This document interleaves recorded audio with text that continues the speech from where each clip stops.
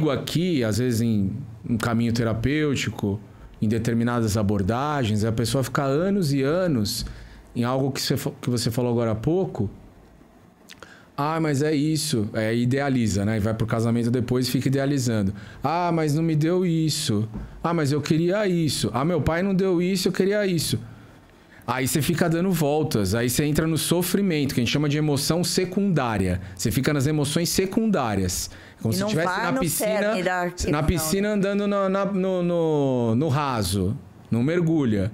Que é ir pra emoção primária. Tem uma dor. Mas é uma dor que é como um túnel, eu costumo trazer para as pessoas que eu atendo. O Bert falou, eu vou passar esse negócio de emoção primária, não é o Bert? Isso, o Bert trazia. Emoção primária e secundária. Tem muito terapeuta que fica aqui rodando na secundária e fica 1 milhão de anos tratando o mesmo tema. Isso, e fica muito no mental, né? Então, precisa ter recursos para ir para o corpo e para ir para essa emoção primária. Porque a emoção primária libera. A emoção primária traz direção de movimento, e a vida é movimento. Aqui parece que a gente está em movimento nessa emoção secundária, mas a gente está numa estagnação, a gente está num ciclo vicioso, e aí é o processo também de vitimização, onde a pessoa não anda, não está olhando em direção à solução. Então, às vezes, tem caminhos, riscos dentro do processo terapêutico em determinadas abordagens, e também não só abordagem, o profissional trabalhar as questões dele. É essencial ter essa continuidade para ele poder e também estudar, né? Se formar, ter uma formação mais sólida, sempre buscando conhecimento para estar com a pessoa e podendo elevar cada vez mais ela para a emoção primária. Porque às vezes tem terapias que ficam anos e anos e a pessoa está muitas vezes na emoção secundária. E aí você não vê muitas vezes uma mudança mais concreta.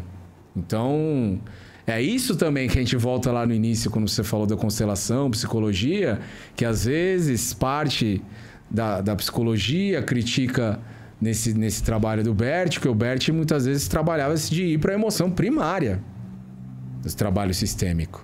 E às vezes tinha determinadas terapias que ficam na emoção secundária. E aí pode gerar um processo do quê? De dependência. E aí a pessoa não gera uma autonomia. Né? Isso não quer dizer que o processo terapêutico tem uma jornada. Às vezes tem pessoas que precisam meses, anos, aí, ou mudar profissionais, mudar abordagem. Né? A gente não está falando disso, do tempo das coisas. A gente está falando do como. Né? Porque tem pessoas que precisam de um tempo maior para ser digerido. Ou depois dá uma pausa, depois volta com outro profissional, ou com o mesmo, outra abordagem. Mas é importante ter, acho que em essência, esse ponto dessas emoções mais primárias e as secundárias. Como por exemplo, a gente pode assim exemplificar para o leigo? Um exemplo. Um estado, por exemplo, da pessoa que vive sempre reclamando da vida. Ou do trabalho, numa empresa que ela está, ou do relacionamento. Onde ela está? Na emoção secundária. Ela acha que o secundário tem algo no ambiente ou... Ela fica, como que vamos dizer, ruminando aquilo. E aí fala, às vezes seja o parceiro para parceira, e fica. Aí fica justificando por que sente aquilo. E fica isso, às vezes, anos e anos. Às vezes, uma vida inteira. A emoção primária, ela vai entrar em contato com algum tipo de dor, algum tipo de ferida, né? Algum tipo de algo que vai mobilizar ela num primeiro momento. Mas, ao mesmo tempo, vai gerar um movimento. Aí ela vai gerar um movimento. Uma movimentação. Vai ter algum tipo de ação depois disso. De postura, de mudança. Ou alguém que está insatisfeito realmente num casamento, que pode ir em direção de uma separação, eu vou questionar e ver o preço. Vou começar a ver o preço, porque ela fica numa reclamação, para muitas vezes, seja essa mulher, esse homem, para não ver o preço. Para não querer pagar o preço de ser verdade. Eu vou pagar de mudar, que aí é mais fácil, eu vou idealizar e colocar no outro, de mudar, ou eu vou pagar o preço de separar. de terminar. Ó, deixa ver se eu entendo. Então eu fico certo. aqui. Pegando, por exemplo, o exemplo do Bert Hellinger, que se casou com a primeira esposa, Sim. que era missionária também, né? Acho que eles eram, porque ele foi missionário e tinha uma relação. Padre, sim. E então, o que seria secundário, né? Por exemplo, no caso de uma separação, eu quero me separar, né? E eu fico com culpa, porque... E aí eu fico lidando com essa culpa e tentando conviver com essa culpa da melhor forma possível. Isso é o secundário, certo? O que seria a dor primária? Eu não amo mais essa mulher. E eu estou vivendo uma vida corrupta. No sentido de que parece tudo bem, mas no fundo eu não queria estar lá. Então, o primário tem sempre a ver com pagar o preço. Tem a ver com pagar o preço. E aí, por que eu trouxe o exemplo do Bert? Porque ele deixou tudo para ela. Tudo. E começou uma vida com a Sophie depois. Então, tudo que ele tinha acumulado, de tudo, não é negócio metade. Ele deixou tudo. Eu vou para um lugar da inocência que eu não assumo a responsabilidade. E a pessoa, quando está nesse processo, né, de separação, por exemplo, né, ela tem... É difícil para ela se dar conta, assumir, encarar que não dá mais e que tem um custo, tem um preço. Como tem um preço permanecer e também um preço de terminar e sair. Então, a pessoa não... vai, de alguma maneira...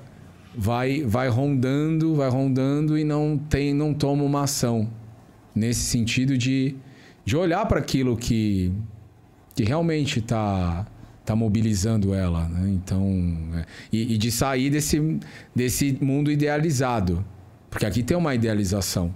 A gente volta nesse ponto. E aí a pessoa aqui é algo mais real.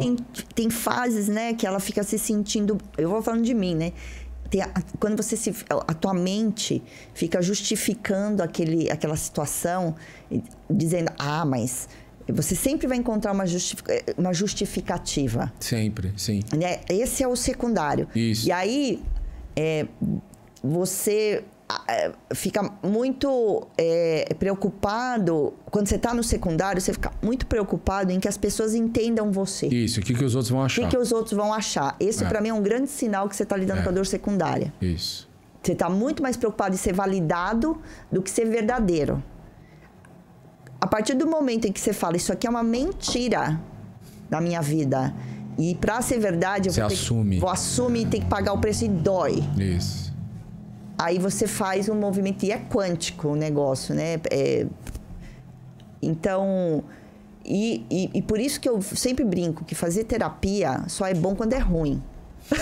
Porque se você vai pra terapia e o seu terapeuta ficou, sabe? Eu não tô dizendo que o terapeuta é grosso, não. Sim, sim. A Bia, né, que é minha terapeuta, cara, ela é uma... Não levanta a voz, mas eu saí de lá destruída. No bom sentido. Uhum.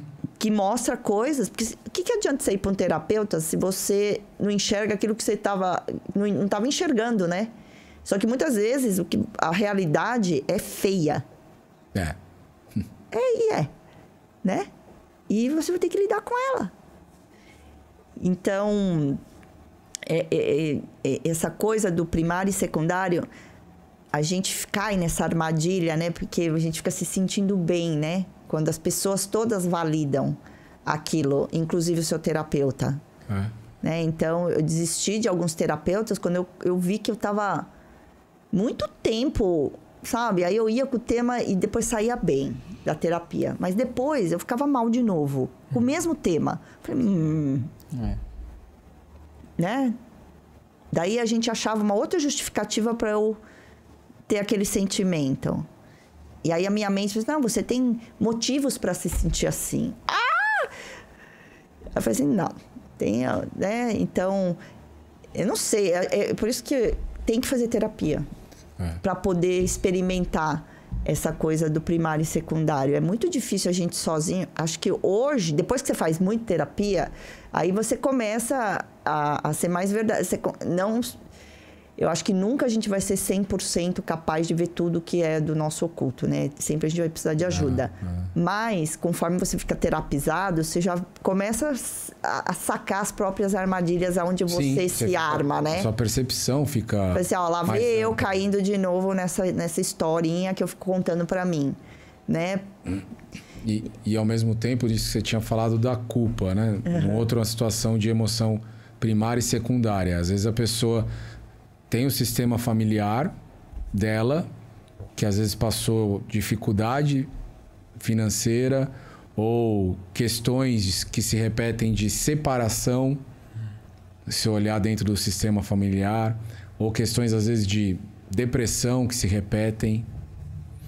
E aí a pessoa vai iniciando uma jornada, né, interna, né, o trabalho também sistêmico, e chega uma hora que ela vai avançando, vivendo algo diferente, seja ganhando mais dinheiro, seja avançando mais, tendo mais saúde, tendo relacionamentos mais significativos, mais profundas, mais sustentáveis, né?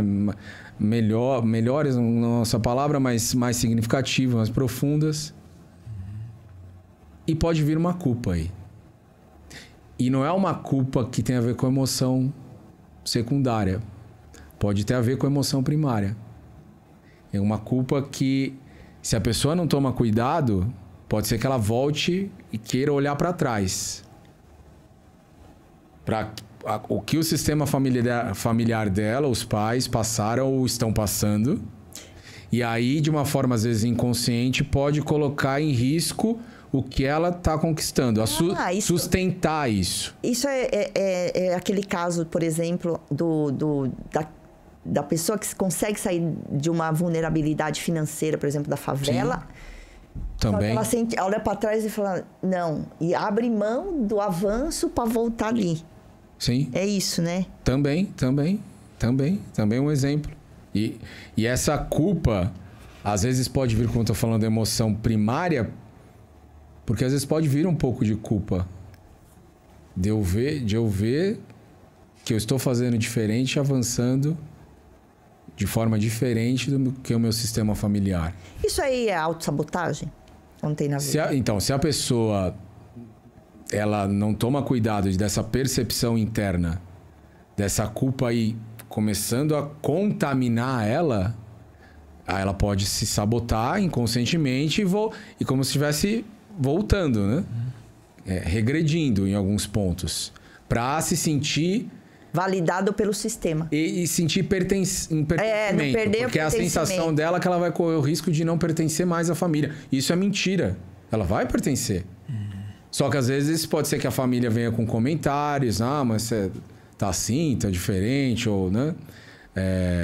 Então, essa percepção interna dela poder perceber que às vezes pode vir uma culpa, e o Bert trazia no sentido dessa consciência leve ou pesada.